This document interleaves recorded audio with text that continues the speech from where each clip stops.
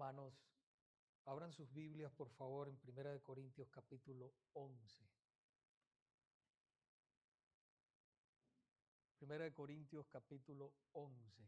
Y quédese ahí.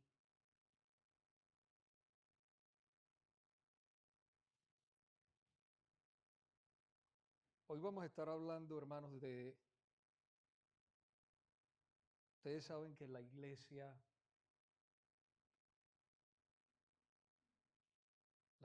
verdadera de Cristo, tiene dos sacramentos o dos ordenanzas: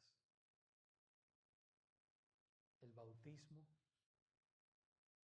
y la Santa Cena del Señor. Hoy vamos a estar hablando de la Santa Cena del Señor y específicamente de los abusos en la Santa Cena. Hemos estado exponiendo la carta de Primera de Corintios ya por un buen tiempo, ya perdí la cuenta de cuánto tiempo, no estamos apurados, es la palabra de Dios, necesitamos crecer en el conocimiento del Señor y entendemos que esta carta es una carta de corrección.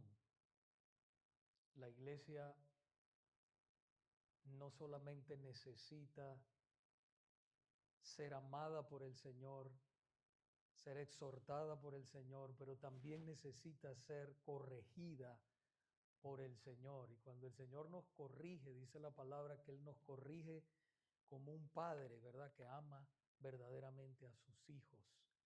Dice que el que Él toma por hijo, Él lo disciplina también. Y esa disciplina da buenos frutos. Y hoy vamos a estar hablando de esta importante ordenanza. Pero acompáñenme en oración primero para que el Señor sea, a través de su Santo Espíritu, ministrando en nuestros corazones. Padre, una vez más venimos delante de tu santa presencia, dándote gracias, Dios mío, por todo lo que tú estás haciendo en medio de tu pueblo. Sabemos que tú te mueves con poder, aun cuando nosotros no lo podemos ver. Tú estás tocando corazones, quitando, poniendo, construyendo, libertando, sanando al cautivo, Señor. Te pedimos, Dios amado, que liberes cualquier mentalidad errónea que el enemigo haya construido en nuestras mentes, Señor, en el pasado. Que seamos humildes para poder desaprender, pero también para aprender tu palabra correctamente, Señor. Te pido, Padre mío, en este momento que prepares la tierra de nuestros corazones para que tú siembres tu semilla y que tu semilla germine, Señor, al 100 por 1 en cada uno de nosotros. Dios mío, me pongo delante de tu presencia una vez más para que tú me uses conociéndome como me conoces, Padre, en la intimidad. Te pido que si te he ofendido en algo, Señor, que tú, Padre mío amado, me perdones en este momento y que me uses una vez más, siendo un vaso frágil y débil delante de ti. Pero en ti soy fuerte y me agarro de ti, Señor, por los méritos consumados en la cruz. Te pido en este momento, Señor, que nos hables a través de tu Santo Espíritu y tu palabra santa y que seamos transformados para la gloria santa de tu nombre. En el nombre poderoso de Jesús. Y toda la iglesia de Cristo dice amén. Abusos en la cena del Señor. 1 Corintios, voy a leer, ya nuestro hermano José leyó todos los pasajes, la extensión de todos los pasajes, del 17 al 34. Yo quisiera que usted se enfocara en este momento conmigo en el 17 al 19. Dice así la palabra de Dios. Pero al anunciaros esto que sigue, no os alabo, porque no os congregáis para lo mejor, sino para lo peor. Pues en primer lugar, cuando os reunís como iglesia, Oigo que hay entre vosotros divisiones, y en parte lo creo, porque es necesario, preciso significa necesario, porque es preciso que entre vosotros haya disensiones, para que se hagan manifiestos entre vosotros los que son aprobados.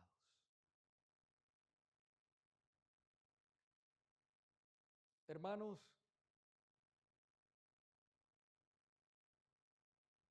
de un tiempo para acá me ha caído una preocupación, cómo a veces participamos, y me incluyo ahí. Acuérdense, cuando yo hablo en plural, me estoy incluyendo. Participamos de la mesa del Señor de una manera indigna. Muchas veces porque no sabemos que lo estamos haciendo, pero otras veces porque nos descuidamos en nuestra relación con el Señor. El propósito, iglesia, de esta exposición de la palabra de Dios en este día es que podamos ver y aprender cómo quiere el Señor que participemos de esta santa ordenanza. Hoy vamos a exponer de una manera general, no minuciosa, no nos daría tiempo tantos versículos, pero de una manera general, Primera de Corintios capítulo 11, versículos del 17 al 30. Y nos concentraremos, hermanos, en 4 puntos esenciales para cumplir esta santa ordenanza como Dios manda. Número 1, veremos los abusos en la cena del Señor. Número 2, la institución de la cena del Señor. Número 3, tomando la Santa Cena indignamente. Y finalmente, número 4, tomando la Santa Cena dignamente. Porque se puede tomar indignamente, pero también se puede tomar dignamente. Veamos el punto número 1. Lo tiene ahí en la pantalla. Abusos en la cena del Señor. Primero de Corintios capítulo 11 del 17 al 22 nos dice: pero al anunciaros esto que sigue, no os alabo, porque no os congregáis para lo mejor, sino para lo peor. Pues en primer lugar, cuando os reunís como iglesia, oigo que hay entre vosotros divisiones. Y en parte lo creo. Porque es preciso que entre vosotros haya disensiones, para que se hagan manifiestos entre vosotros los que son aprobados. Cuando pues os reunís vosotros, esto no es comer la cena del Señor, porque al comer cada uno se adelanta a tomar su propia cena, y uno tiene hambre y otro se embriaga. Pues ¿qué? ¿No tenéis casas en que comáis y bebáis? ¿O menospreciáis la iglesia de Dios y avergonzáis a los que no tienen nada? ¿Qué os diré? ¿Os alabaré? En esto no os alabo. Hermanos, en el primer siglo de la iglesia, los cristianos celebraban el ágape, o también se llamaba la fiesta de amor, y lo celebraban junto con la cena del Señor. La fiesta de amor o de ágape era una fiesta común que hacían para compartir en un espíritu de amor y de comunión. Y al final de la fiesta, los cristianos de aquella época celebraban la Santa Cena con pan y vino. Pero hermanos, lamentablemente pronto surgieron problemas. empezaron a haber abusos. Y en la fiesta de amor se convirtió en ese momento, perdió verdaderamente el significado, convirtiéndose en una fiesta pagana de glotonería y de borrachera. Para ser más exacto, en esta fiesta ágape, los hermanos ricos avergonzaban a los hermanos pobres que no tenían nada o tenían muy poco. Y entonces para la hora de celebrar la Santa Cena del Señor, muchos de ellos ya estaban borrachos, porque llevaban vino y llevaban mucha comida y todo eso. Así que de esta manera ellos caían en el pecado de tomar la Santa Cena indignamente, como dicen los versículos de 1 de Corintios capítulo 11, 27 y 29 de este mismo capítulo. Es como el compartir familiar que nosotros tenemos aquí, todos los meses que tenemos un compartir familiar, pero al revés, hermanos. Nosotros primero celebramos la Santa Cena y después entonces tenemos el compartir familiar. La diferencia es que nosotros no nos emborrachamos ni discriminamos a la gente por su raza o por su estatus social. Parece que hemos mejorado, ¿verdad? A lo que eran los hermanos de Corintios. Parece que sí. Pero los corintios, en ellos había divisiones, como hemos leído. El Señor nos llama a nosotros a no cometer este mismo error que cometían ellos.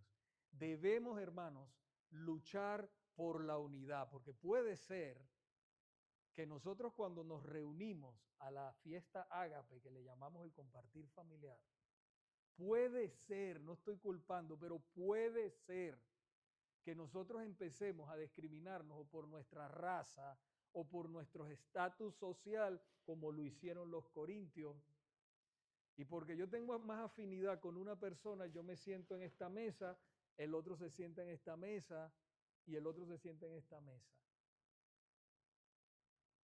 Puede ser que eso esté pasando o puede que pase. Y entonces nosotros caeríamos también en un error, como cayeron ellos. Nuestro Señor Jesucristo nos dice en el Evangelio de Juan, capítulo 13, versículos 34 y 35, un mandamiento nuevo os doy, que os améis unos a otros. Fíjense qué importante para el Señor es que nosotros nos amemos. No es solamente que cuando vengo a la iglesia te saludo, te doy un abrazo y te doy un beso y después no sé de ti en toda la semana. Por eso nosotros creemos, una de las cosas, ¿por qué creemos que la membresía es algo importante? Porque con la membresía tú te conectas. Estás conectado de lunes a domingo, los 7 días de la semana. Y yo me preocupo por usted y usted por mí. Somos una familia en Cristo. Porque si nosotros no nos soportamos aquí, en esta tierra, ¿cómo nosotros pensamos que nos vamos a soportar allá en el cielo? Porque en el cielo sí vamos a estar juntos de verdad, todos los días. Entonces no podemos nosotros caer en ese error. El Señor nos dice que nos amemos los unos a nosotros. Y sigue diciendo, como yo os he amado, que también os améis unos a otros. Y esto es muy interesante lo que sigue diciendo. Dice, en esto conocerán todos que sois mis discípulos, si tuvieres amor los unos por los otros. Eso impacta, hermano. Cuando las personas vienen a visitarnos a nosotros, lo que más le impacta es que vean amor entre nosotros. La gente está escasa de amor, no conoce el verdadero amor, busca el amor en cualquier vicio y en cualquier porquería de este mundo. Pero nosotros tenemos el amor verdadero, que es el amor de Dios. Amén. Que vive en nosotros, que está entre nosotros. debemos amarnos con amor sincero, a pesar de nuestros errores y diferencias entre el uno y el otro. Debemos la palabra del Señor nos llama a soportarnos, a someternos los unos a los otros, en amor. Ahora, la pregunta que surge en este punto es, ¿por qué entonces el versículo 19 nos dice, vaya conmigo ahí al 19 de Primera de Corintios, capítulo 11, nos dice, porque es preciso, y esto es bien importante, porque es preciso significa necesario, que entre vosotros haya divisiones, para que se hagan manifiestos entre vosotros los que son aprobados. Aprobados, reconocidos significa. ¿Reconocidos de qué? Reconocidos como verdaderos creyentes. Este versículo que acabo de leer, que le sigue al 17 y al 18, parece contradictorio. Porque el verdadero evangelio predicado, bien predicado, divide, hermanos.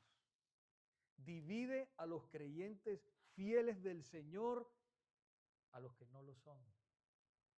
Produce divisiones en la iglesia entre los que son verdaderos creyentes y en los que no lo son.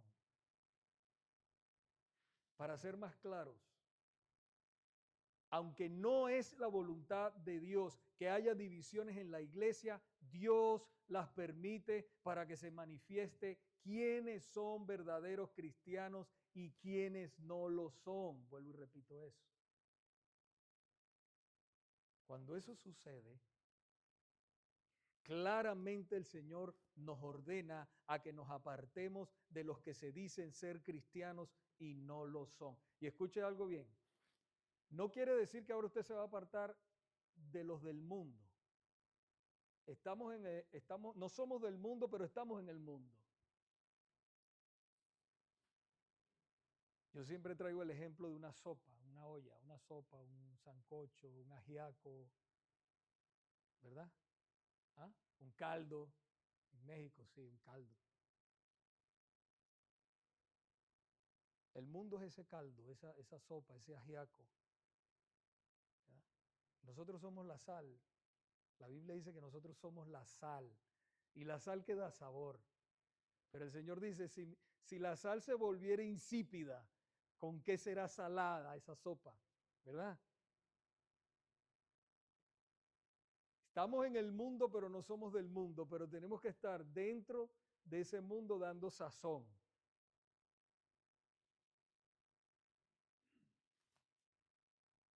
Ahora, lo que nos está diciendo la palabra aquí es que los que dicen ser cristianos, pero que verdaderamente no lo son, que nos apartemos de ellos.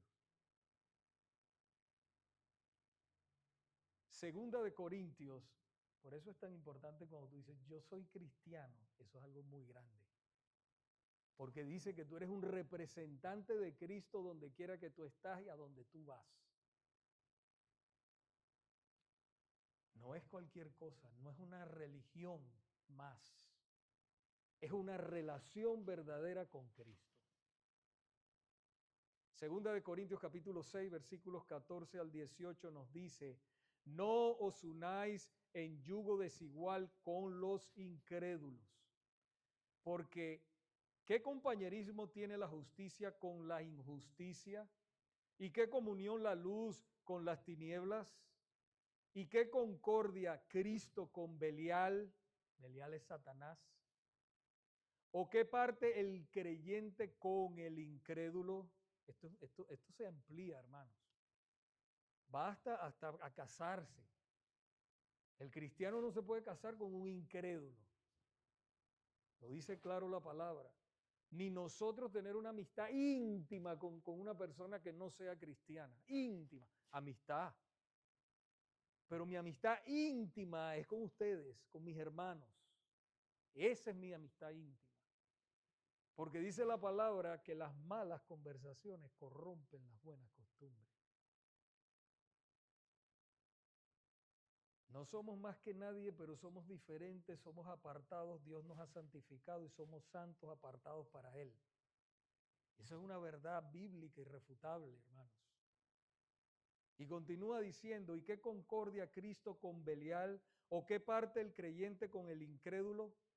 ¿Y qué acuerdo hay entre el templo de Dios y los ídolos? Porque vosotros, ustedes, la iglesia, yo, sois el templo del Dios viviente. Como Dios dijo, habitaré y andaré entre ellos y seré su Dios y ellos serán mi pueblo. Por lo cual, salid de en medio de ellos y apartaos, dice el Señor, y no toquéis lo inmundo, y yo os recibiré y seré para vosotros por Padre, y vosotros me seréis hijos e hijas, dice el Señor Todopoderoso.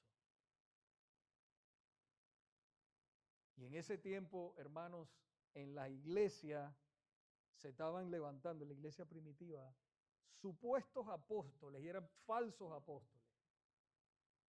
Y estaban introduciendo herejías, falsas doctrinas dentro del pueblo de Dios, la iglesia. Y entonces el Señor le dice, salgan de ellos, apartaos de ellos. No son hermanos reales. Parecen hermanos, pero no lo son. Los hermanos son probados los verdaderos hermanos son probados por el fuego. Por eso el Señor permite esto que estamos leyendo, versículo 19 del capítulo 11. Lo permite. Porque Dios no desea que sus hijos se separen ni tengan problemas entre ellos, hermanos. Pero de vez en cuando permitirá que sucedan problemas en la iglesia para purgarla. ¿Para purgarla de qué? De incrédulos que parecen creyentes y no lo son. Y de creyentes que anden desordenadamente para mantenerla pura. Puede ser creyente verdadero, pero el Señor va a tratar profundamente con esa vida si no se arrepiente, y llegará el momento que no se arrepiente, pues ahí tiene que ser excomulgada de la iglesia porque no se arrepiente. Y gente dice, ay, no, pero es que esas iglesias como ustedes no tienen misericordia con la gente. Y yo respondo, ¿será que nosotros tenemos más misericordia que Dios? ¿Podemos tener nosotros más misericordia que Dios? Si Él lo dice claramente en Mateo capítulo 18, del 15 al 20, nos habla claramente de la disciplina de la iglesia.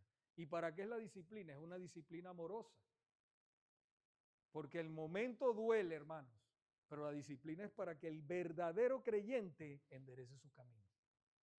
Para eso es. Porque aunque vemos en 1 Corintios capítulo 5 que hay un hermano que era hermano que no se quería arrepentir, la iglesia lo tuvo que expulsar. Vemos en 2 Corintios que ese mismo hermano se arrepiente después de haber sido expulsado y es otra vez traído a la comunión completa con la iglesia. Es aceptado de nuevo, pero ya arrepentido, cambiado. Pero usted se imagina que lo dejen ahí adentro y él haciendo y haciendo y deshaciendo todo en la iglesia. Usted ha oído ese dicho que una manzana podrida pudre las demás. Eso es una verdad. Espiritualmente es así también. Por eso la disciplina es muy importante en la iglesia. No podemos tener nosotros más misericordia que nuestro Dios. No podemos. Y entonces Él la mantiene pura de esa manera, para que su nombre sea tenido en alto y para que su iglesia se mantenga pura. Siendo Primera de Corintios, como dije al principio, una carta de corrección.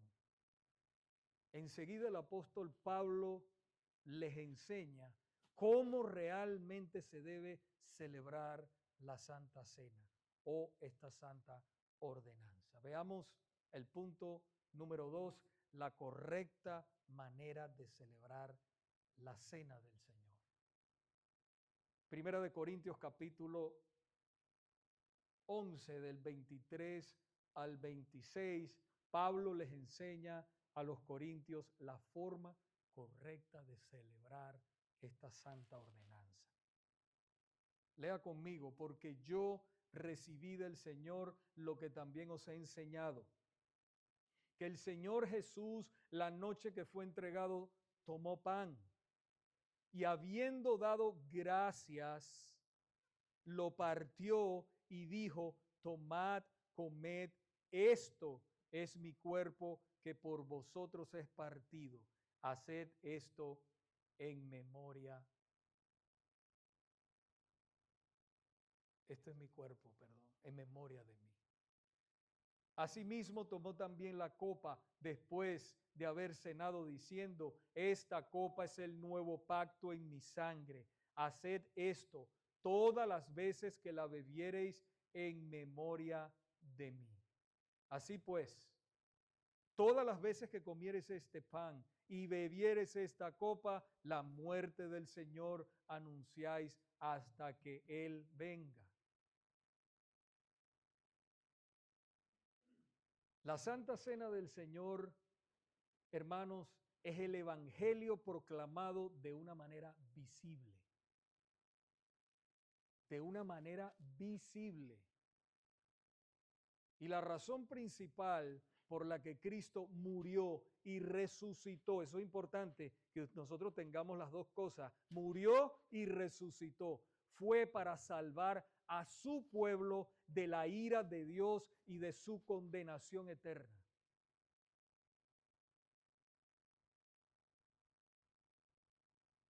Quiere decir que Dios nos salvó de Él mismo. Pastor, ¿cómo usted dice eso? Bueno, Cristo es Dios. Dice la palabra que la ira de Dios está sobre las personas que no son todavía creyentes. Lo dice Juan, capítulo 3, versículo 36. Dice que la ira de Dios todavía está sobre ellos hasta que se arrepientan y crean en Cristo. El apóstol Pablo en 1 Corintios capítulo 15, hablando de lo que es el evangelio, hermanos, nos dice de una manera clara: además, os declaro, hermanos, el evangelio que os he predicado, el cual también recibisteis, el cual también perseveráis, por el cual asimismo, si retenéis la palabra que os he predicado, sois salvos, si no creísteis en vano. Porque primeramente os he enseñado lo que asimismo recibí, que Cristo murió por nuestros pecados, conforme a las Escrituras, y fue sepultado, y que resucitó al tercer día, conforme a las Escrituras.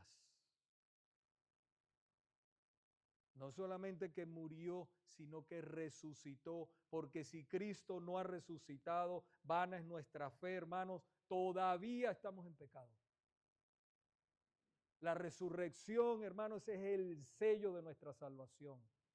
Cuando Cristo resucitó de entre los muertos, quiere decir el Padre lo resucitó de entre los muertos y Él aceptó el sacrificio de su Hijo por su pueblo, por sus hijos. Y ese es el sello de nuestra salvación. Hay algo muy importante que debemos siempre recordar cuando venimos a la mesa del Señor. Cuando Pablo escribe en los versículos 24 y 25, tomad, comed, esto es mi cuerpo que por vosotros es partido. Y después dice, y esta copa es el nuevo pacto en mi sangre. Hermanos, debemos recordar que son las palabras divinas transmitidas de los mismos labios de nuestro Señor Jesucristo. Y esas palabras deben honrarse, obedecerse y transmitirse a todas las generaciones hasta que nuestro Señor Jesucristo mismo vuelva por segunda vez.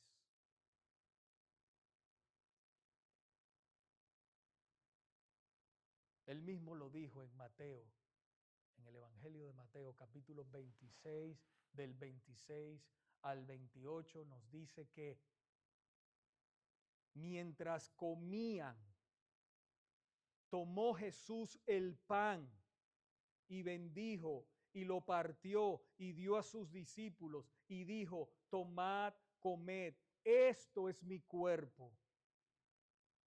Y tomando la copa y habiendo dado gracias, les dio diciendo: bebed de ella todos, porque esto es mi sangre del nuevo pacto.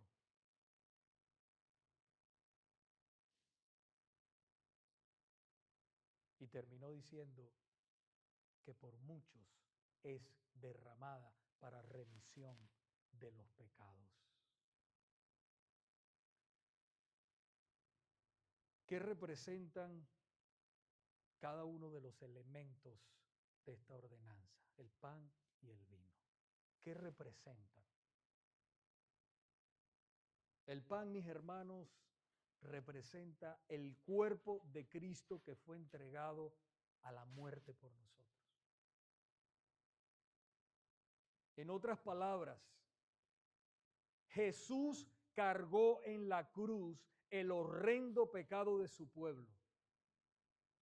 Dios castigó, molió el cuerpo de su Hijo en la cruz por amor a su iglesia, para que su santa y justa ira no cayera sobre nosotros. Qué amor tan grande.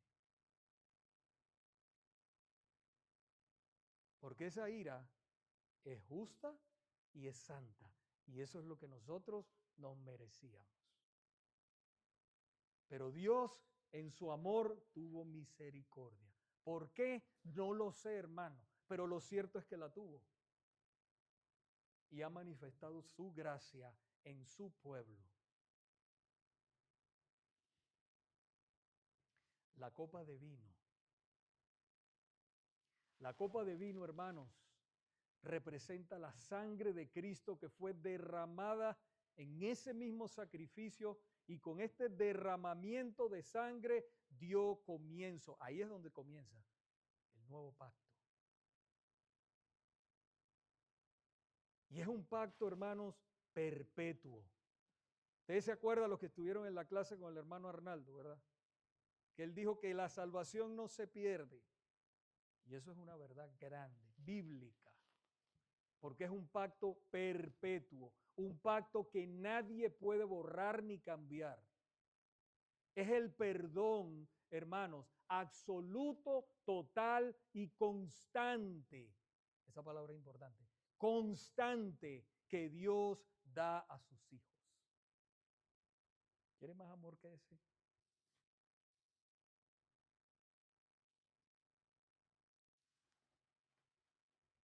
Y ese amor es tan efectivo que la Biblia dice que la sangre de Jesucristo nos limpia de todo pecado. De todo pecado. No de algunos.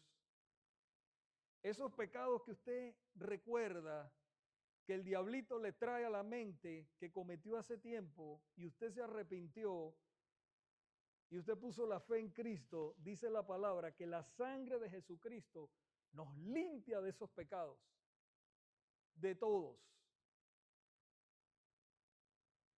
y nos reconcilia con Dios.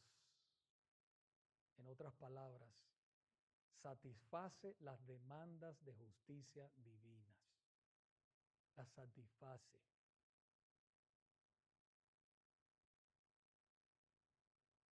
Por eso es que las religiones que no tienen a Cristo no pueden tener una relación con Dios. Porque el único que puede satisfacer a Dios es Cristo. su sacrificio perfecto en la cruz del Calvario, su sangre poderosa, es lo único que puede limpiar de pecado y reconciliar a un pecador con Dios.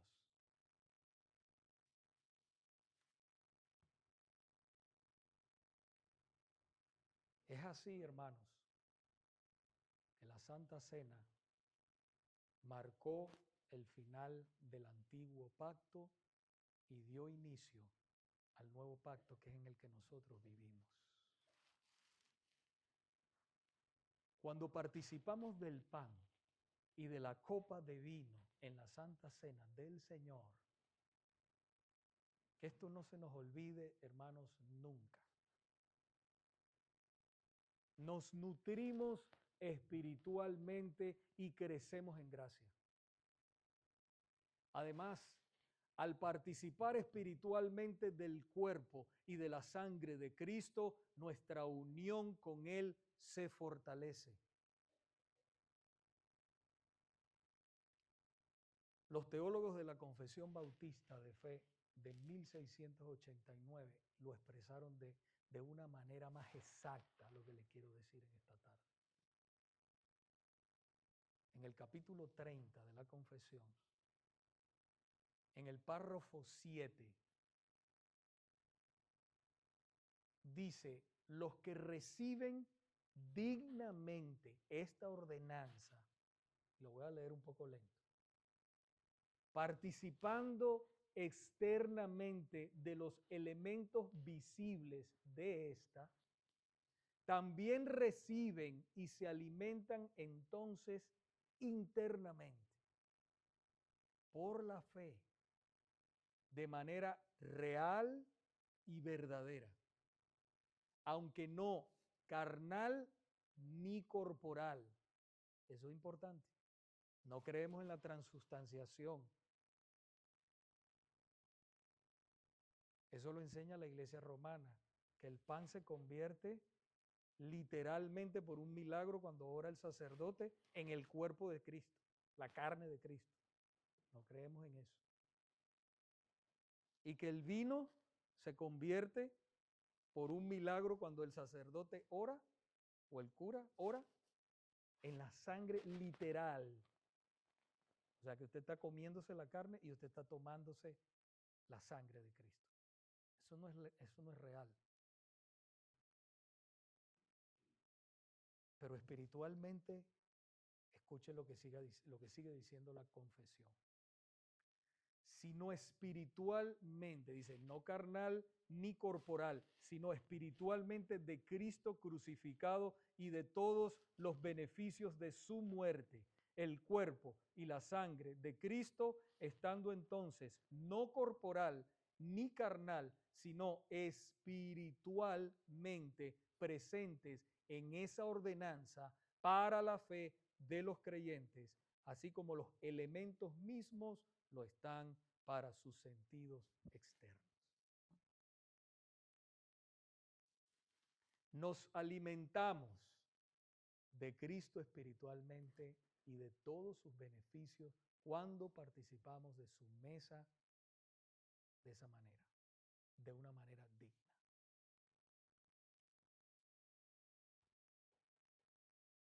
Es simbólico, entendemos eso, que es simbólico, pero el Señor está ahí espiritualmente. Por otra parte, ¿qué sucede si participamos de una manera indigna? Si participamos de la mesa del Señor de una manera indigna. Y esto nos lleva al punto número 3, tomando la cena indignamente. Primera de Corintios capítulo 11, versículos 27, 29 y 30. Primera de Corintios capítulo 11, versículos 27, 29 y 30. Dice, de manera que cualquiera que comiere este pan o bebiere esta copa del Señor indignamente será culpado del cuerpo y de la sangre del Señor. Porque el que come y bebe indignamente, sin discernir el cuerpo del Señor, juicio come y bebe para sí. Por lo cual hay muchos enfermos y debilitados entre vosotros y muchos duermen. Cuando dice duermen, no es de dormir como duerme uno y se levanta al otro día, no, no. Duermen es han muerto, han fallecido. En el original griego en que se escribió el Nuevo Testamento, en estos versículos que acabamos de leer, significan que una persona se hace culpable de profanar, deshonrar al Señor cuando participa de una manera indigna. Una traducción más literal, hermanos, sería que el creyente se hace culpable de asesinar a Cristo cuando toma la cena indignamente sin discernir su cuerpo y su sangre. Así se leería literalmente en el original griego. Para ser más específico, pongamos un ejemplo. Cada nación tiene una bandera. Y aunque la bandera es verdaderamente un pedazo de tela con colores y todo eso, sigue siendo un símbolo de honor y de respeto. Faltarle el respeto a esa bandera es faltarle el respeto al país que la representa. ¿Verdad que sí? Si alguien agarra la bandera de su país y se le para encima y la pisotea así, ¿cómo usted se va a poner? Los que son patriotas.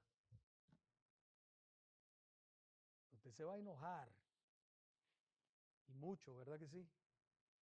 Bueno, de la misma manera, si participamos indignamente de los elementos de pan y vino, estamos cometiendo, hermanos, un sacrilegio. Un sacrilegio es una falta de respeto grave a Dios. Cuando participamos, vuelvo y repito, indignamente. Ahora, la pregunta que surge en este punto es, ¿cuándo estoy participando de la Santa Cena indignamente? ¿Cuándo? Bueno, número uno, cuando la tomo con indiferencia hacia el pecado. Peco, no me arrepiento, vengo, me levanto, la tomo, voy.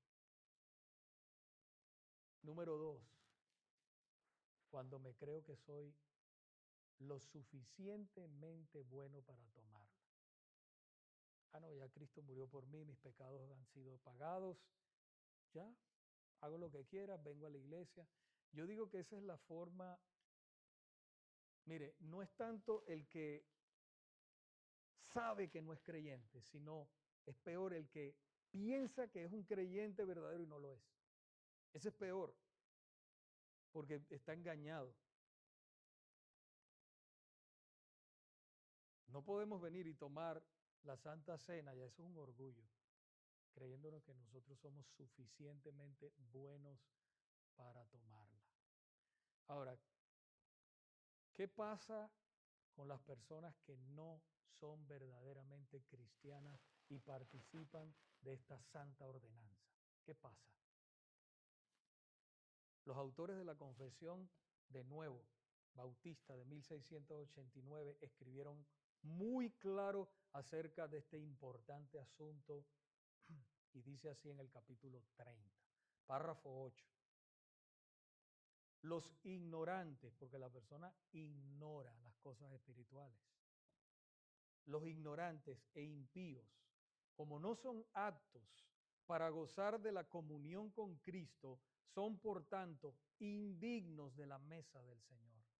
Y mientras permanezcan como tales, no pueden participar de estos santos misterios, ni pueden ser admitidos a estos sin que esto sea un gran pecado contra Él.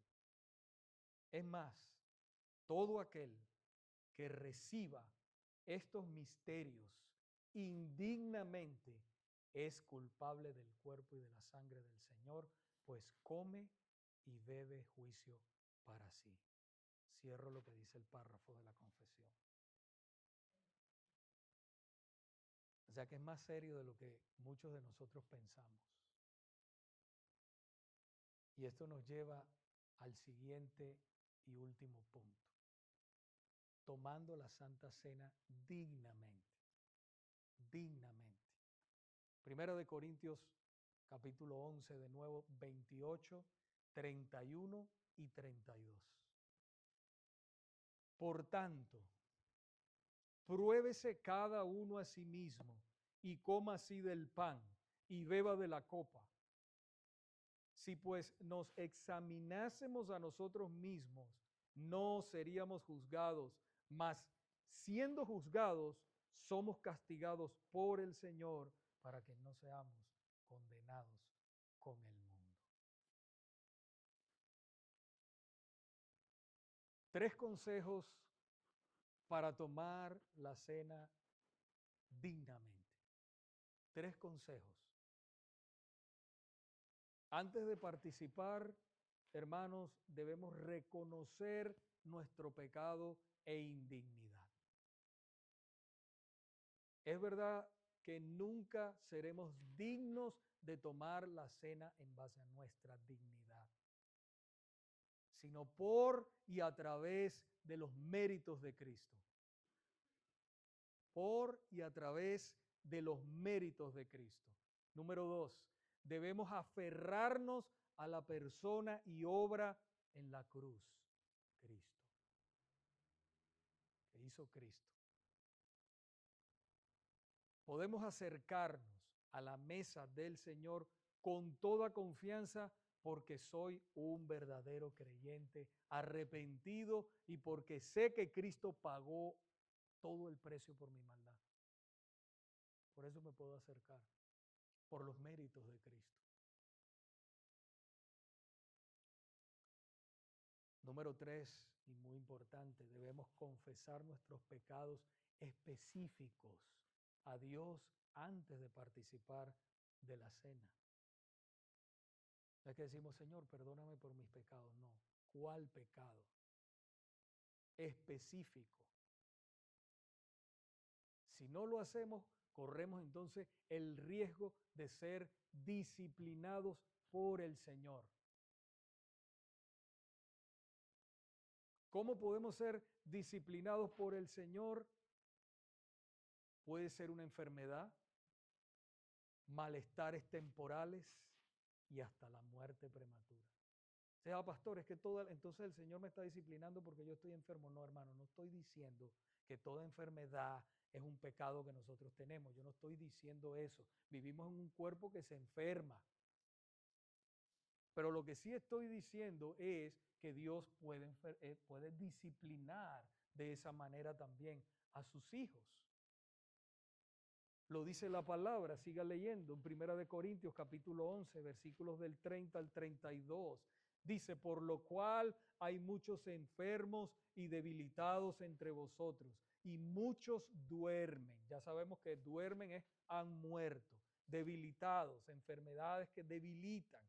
Y enfermos, bien enfermos, habían allí en la iglesia de Corintios.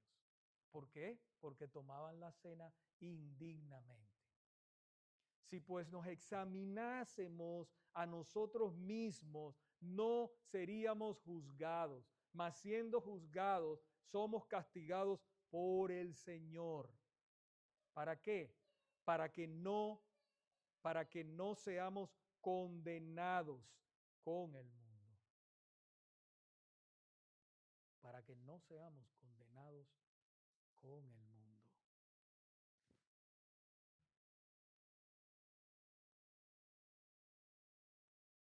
Y ya terminando, hermanos, quisiera terminar con una cita de un teólogo muy reconocido, bautista, llamado Hércules Collins, que respondió a esta pregunta que le hacían sobre quiénes son dignos de participar de la Santa Cena del Señor. Y él dijo, escuchen lo que él dijo, solo aquellos que verdaderamente se duelen de haber ofendido a Dios por causa de sus pecados, se duelen. Es que el verdadero creyente le duele pecar. Y y aún así confían, eso es importante, confían en que esos pecados les son perdonados por causa de Cristo y que en cualquier otra debilidad que tengan es cubierta por sus sufrimientos y muerte, quienes además desean avanzar en fe e integridad de vida cada vez más. Eso es lo que desea un verdadero creyente. Avanzar en integridad y en santidad de vida cada vez más. Pero sigue diciendo él, pero los hipócritas y los que no se arrepienten verdaderamente comen y beben juicio para sí cuando participan de la mesa del Señor. Si usted es cristiano y estaba participando de la cena del Señor indignamente y no lo sabía, pida perdón al Señor de todo corazón en esta tarde y Él lo perdonará de todo corazón. ¿Lo perdonará? No hay pecado que el Señor no pueda perdonar. Pero si usted no es un verdadero cristiano y no está verdaderamente comprometido con Cristo y su iglesia, pues no se atreva a tomar la Santa Cena a menos que se arrepienta verdaderamente de sus pecados y reciba a Cristo como su Señor y Salvador de su alma.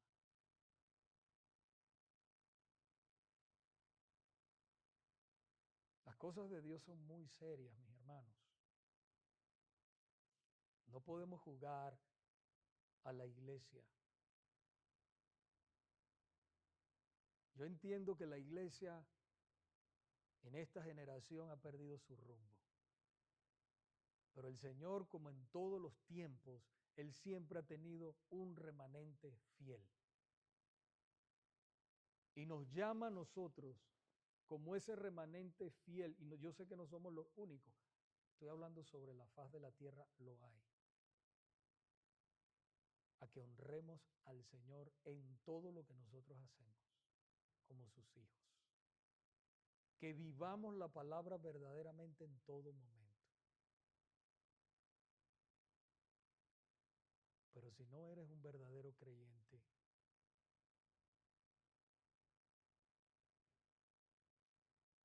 yo te pido que te arrepientas en esta tarde verdaderamente. Porque llegará un día en que tendrás que estar delante del trono de Dios para dar cuentas. Porque es necesario que todos compadezcamos ante el tribunal de Cristo para que cada uno dé cuenta de lo que haya hecho en el cuerpo, sea bueno o sea malo. Y ese día, cada vez que pasa el tiempo, ese día se acerca.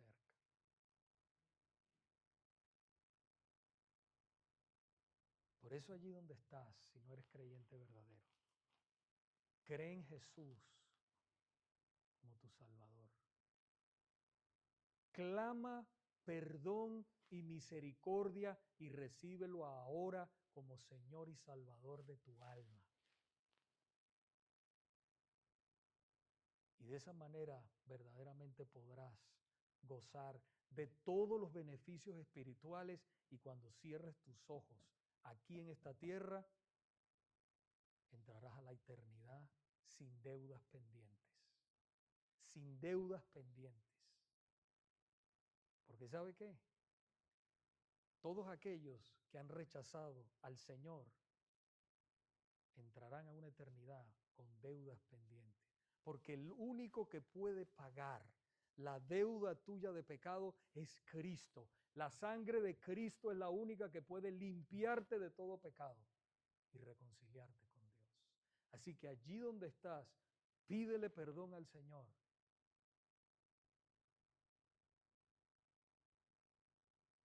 Pídele que te reconcilie con Dios. Pídele que su sangre te limpie tus pecados.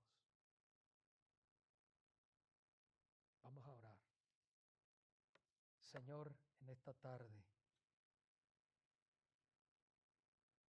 se ha predicado tu santa palabra.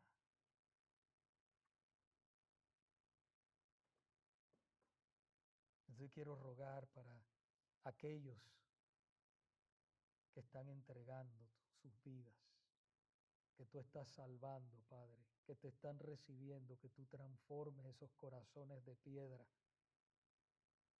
tú lo quites y pongas un corazón de carne, que te ame, que te sirva, que te busque, que te anhele. Dios mío, por favor, clamamos por salvación y misericordia en esta tarde. Que tú selles tu palabra en sus corazones y mentes, y que ellos de aquí salgan transformados para vivir para ti, Señor. También oramos por nosotros, tus hijos. Ayúdanos a honrar, Padre, este sacramento, esta ordenanza, a honrarte a ti no solamente cuando nos acercamos a la mesa, Señor, sino también nuestras vidas sean el evangelio de una manera, Señor, actuada por nosotros. Nuestros testimonios sean reales e impactantes, Dios. Te lo pedimos, Señor. Y perdónanos por ignorar tantas cosas que están en tu palabra. Ayúdanos, danos hambre de tu palabra, de buscarte, de aprender. Expande nuestras mentes para entender tu palabra y aplicarla. En el poderoso nombre de Jesús. Amén.